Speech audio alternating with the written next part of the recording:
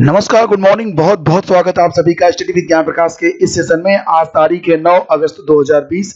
चलिए शुरू करते हैं आज की मॉर्निंग न्यूज। और जितने भी अभ्यर्थी बीएड की प्रवेश परीक्षा में आज शामिल हो रहे हैं, मैं प्रार्थना करता हूं कि आप सफल हों अपनी परीक्षा में। और बीएड की प्रवेश परीक्षा आज हो रही है, 2 पालियों में परीक्षा होनी है, जैसा कि आप लोग जानते हैं। अगर प्रयागराज के बारे में बात करें तो बंदी के बावजूद सिटी बसें और ऑटो आज चलेंगे।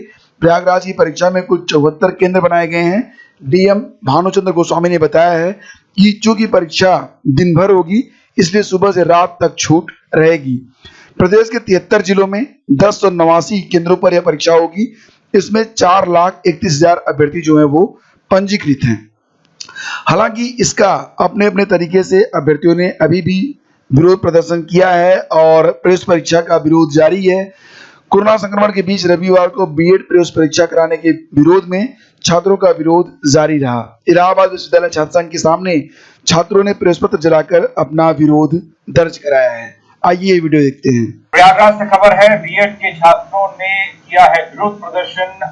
प्रवेश पत्र जलाकर परीक्षा स्थगित करने की मांग की है। अभ्यर्थियों ने परीक्षा केंद्र दूर बनाए जाने का विरोध किया है और ये आरोप लगाया है लॉकडाउन की वजह से परीक्षा केंद्र जाने के लिए नहीं मिल रहे साधन, संक्रमण की वजह से परीक्षा स्थगित होनी चाहिए।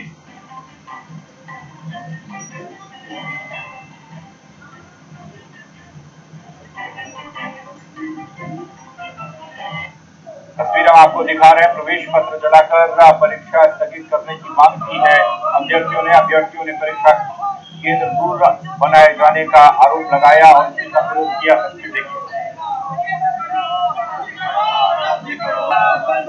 बीएड परीक्षा रद्द करो, अपने जीवन से खिलवाड़ करना बंद करो। ही नहीं चलेगी, नहीं चलेगा, बंद करो। महामारी में छात्रों का शोषण करना। तो लखनऊ विश्वविद्यालय की ओर से रविवार को होने वाली राज्य संयुक्त बीएड प्रवेश परीक्षा की जिले में 25,000 अभ्यर्थी 74 केंद्रों पर प्रयागराज में परीक्षा देंगे। प्रदेश भर में इस परीक्षा में कुल 4 लाख परीक्षार्थी जो हैं वो शामिल होने जा रहे हैं। देखा जाए तो कोरोना काल की यह सबसे बड़ी परीक्षा होगी। परीक्षा आयोजन समिति ने कोरोना संक्रमण के चलते परीक्षार्थियों को आधे घंटे विलंब से पहुंचने पर भी परीक्षा में शामिल होने का निर्देश दिया है, जिससे कोई अभ्यर्थी परीक्षा से वंचित नहीं होने पाएगा। और स्थानीय स्तर पर भी परीक्षा आयोजन की जिम्मेदारी प्रोफेसर राजेंद्र सिंह यानी कि रज्जू भैया विश्वविद्यालय को दी गई है। विश्वविद्यालय के रजिस्ट्रार शेषनाथ पांडे ने बताया कि पहली पाली की परीक्षा प्रातः 9 से 12 बजे के बीच होगी और जो दूसरी पाली की परीक्षा होगी वो 2 बजे से लेकर 5 बजे के बीच में करवाई जाएगी।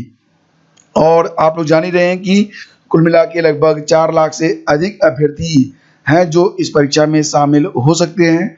बीएड परीक्षाओं के लिए जो रोडवेज है वो आज बसों का संचालन भी करेगा और प्रयागराज में 40 सिटी बसों का संचालन किया जाएगा। और संक्रमण के डर से परीक्षार्थी जो है वो परीक्षा छोड़ भी रहे हैं। ऐसी खबर भी यहाँ पर बताई जा रही है कि कोरोना के डर से बीएड प्रवेश परीक्षा में शामिल होने से परीक्षार्थी बच रहे हैं। आशंका जताई जा रही है कि बड़ी संख्या में अभ्यर्थी परीक्षा में शामिल नहीं होंगे।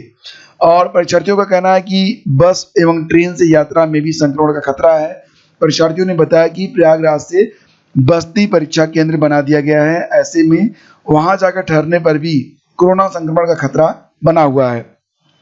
तो ऐसे में यह छात्र परीक्षा छोड़ने को ही अधिक सुरक्षित मान रहे हैं। बीएड प्रवेश परीक्षा के लिए आवेदन करने वाले विनोद कुमार पांडे, अतुल कुमार, अभिषेक मिश्र समेत सभी परीक्षार्थियों का कहना है कि कोरोना संक्रमण की चपेट में आए तो पूरा परिवार प्रभावित होगा। ऐसे में परीक्षा छोड़कर वह बीमारी को रोकेंगे, परीक्षा नहीं देंगे।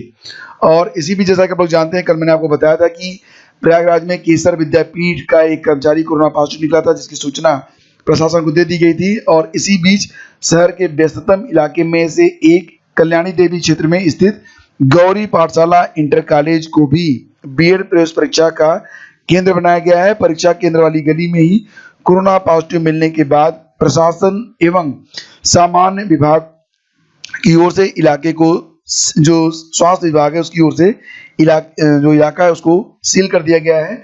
अब समस्या यह हो गई है कि परीक्षार्थी केंद्र तक कैसे पहुंचेंगे। तो इस प्रकार की भी समस्याएं यहाँ पर देखने को मिल रही हैं।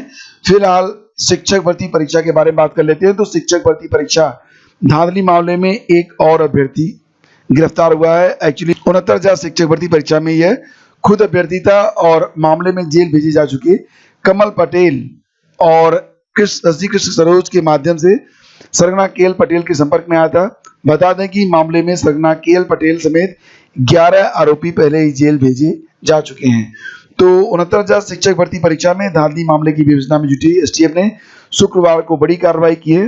परीक्षा में बतौर अभ्यर्थी शामिल होने वाले और सरगना केएल पटेल के मददगार बलवंत कुमार को गिरफ्तार कर लिया गया है। एसटीएफ अफसरों ने बताया कि वह खुद परीक्षा में बैठने के साथ ही सरगना तथा अभ्यर्थियों को लाने का काम करता था।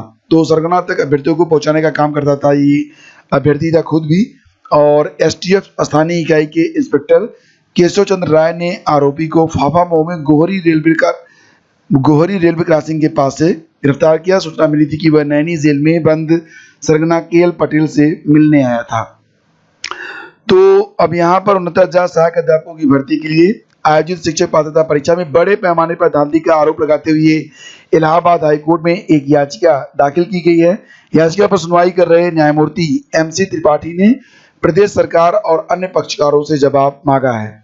उमेश कुमार और दर्जनों अन्य अभ्यर्थियों की ओर से दाखिल याचिका पर बहस कर रहे अधिवक्ता सीमान सिंह का कहना था कि शिक्षक पात्रता परीक्षा का आयोजन 6 जनवरी 2019 को किया गया था। परीक्षा में व्यापक पैमाने पर धांधली की शिकायतें हुई हैं। पुलिस ने कई जगह छापा मारकर लोगों को गिरफ्तार किया, पैसे भी बरामद हुए। कई सेंटर में परीक्षा दे रहे छात्रों के 150 से 143 अंक तक आए हैं, जबकि उनके एकेडमिक रिकॉर्ड काफी खराब हैं। स्पष्ट है धांधली हुई है। याचिका में कहा गया है कि मामले की जांच एसटीएफ कर रही है। एसटीएफ को निर्देश दिया जाए कि वह समय सीमा के भीतर जांच पूरी करे या इस मामले की जांच किसी स्वतंत्र जांच एजेंसी को सौंपी जाए। उल्लेखनीय है कि 69,000 सहायक अध्यापक भर्ती का मामला शुरू से ही विवादों में रहा है। इसे लेकर सुप्रीम कोर्ट में भी याचिकाएं दाखिल हैं। बात करेंगे यूपीटीटी और सीटीटी के बारे में। तो सीटीटी की परीक्षा जो कि 5 जुलाई को होनी थी, परीक्षा फिलहाल स्थगित कर दी गई थी और नई डेट अभी तक डिक्लेयर नहीं हुई है। अगर बात करें हम यूपीटीटी के बारे में, तो यूपीटीटी में पिछली बार सितंबर के महीने में नोटिफिकेशन जारी कर दिया गया था, लेकिन यहाँ पर इस वर्ष कोविड-19 की वजह से अभी तक नोटिफिकेशन के बारे में कोई भी सूचना प्राप्त नहीं हो रही है। और डीएलएड 2020 में प्रवेश व सेमेस्टर परीक्षाओं के संबंध में शासन को भेजे प्रस्ताव का अब तक भी जवाब नहीं मिला है। यानी कि अभी यूपीटीटी की परीक्षा के बारे में कोई भी लेटेस्ट अपडेट नहीं है। परीक्षा को लेकर अभी कोई योजना नहीं बनाई जा सकी है। कोरोना के बढ़ते संक्रमण को देखते हुए परीक्षा नियामक प्राधिकारी कार्यालय उत्तर प्रदेश प्रयागराज ने प्रस्ताव भी शासन को नहीं भेजा है। हालांकि ये कहा जा रहा है कि इस माह के अंत तक इस पर चर्चा शुरू हो सकती है। तो देखिए, आप लोग तैयारी करते रहिए। और अभी यूपीटीटी के बारे में ये अपडेट नहीं है कि परीक्षा कब होगी, लेकिन परीक्षा हर वर्ष एक बार करवाई जाती है और ये परीक्षा अक्सर अक्टूबर, नवंबर या दिसंबर के महीने में होती है। तो देखते हैं कि इस बार ये परीक्षा कब होती है। और इसी के साथ अगर बात करें हम यूपीपीएससी बीईओ एग्जाम के बारे में, तो 16 अगस्त को ये परीक्षा होनी है दोपहर 12 बजे से 2 बजे के बीच में। और तमाम चैनल आपको गुमराह करने का भी काम कर रहे हैं। तमाम इस प्रकार के हेडलाइंस लगाए जाते हैं कि आप वीडियो पर क्लिक करने को मजबूर हो जाएं और अंदर आपको वही बात बताई जाती है कि पता नहीं परीक्षा होगी या नहीं होगी। फिलहाल फ्रेंड्स, मैं आपसे यही कहना चाहूंगा कि जब तक ऑफिशियल नोटिफिकेशन नहीं आता है, आप लोग तैयारी करते रहें। हालांकि जो अभ्यर्थी हैं वो अपने अपने तरीके से ट्विटर और लेटर, ईमेल, ज्ञापन के जरिए इस परीक्षा का विरोध कर रहे हैं। एक बड़ा डिफरेंस जो बीएड और बीईओ की परीक्षा में है वो ये है कि बीएड की जो परीक्षा हो रही है आज, उसके जो परीक्षा केंद्र है वो 73 जनपदों में है।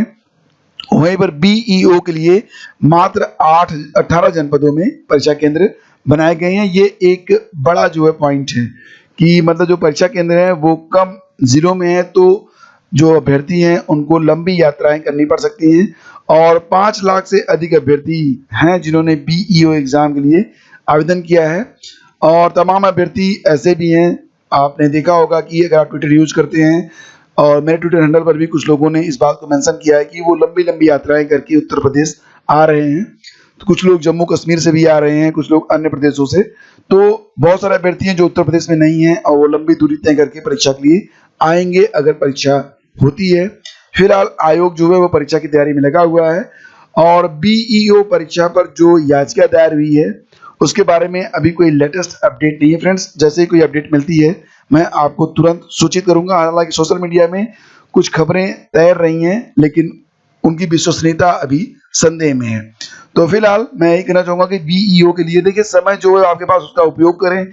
जो आपका काम है उसे आप करें, जो आयोग का काम है उसे आयोग पर छोड़ें, और बाकी जो अभ्यर्थी हैं वो मांग कर ही रहे हैं कि परीक्षा को टाला जाए। तो देखते हैं कि आगे क्या होता है। सोशल मीडिया पर हमसे कनेक्ट होना चाहते हैं तो आप हमें इन आईडीज पर फॉलो कर सकते हैं, और अगर पर्सनल कुछ करना चाहते हैं, जैसा कि अभ्यर्थी कुछ पर्सनल करना चाहते हैं, तो इसके लिए वो मुझे ईमेल कर सकते हैं।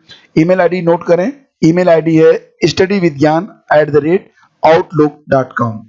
तो ट्विटर पर भी आप हमें मैसेज कर सकते हैं, फेसबुक पर भी आप हमें मैसेज कर सकते हैं। Thank you so much for listening. Video पसंद आए तो इसे लाइक और शेयर कर दीजिएगा। बहुत बहुत धन्यवाद।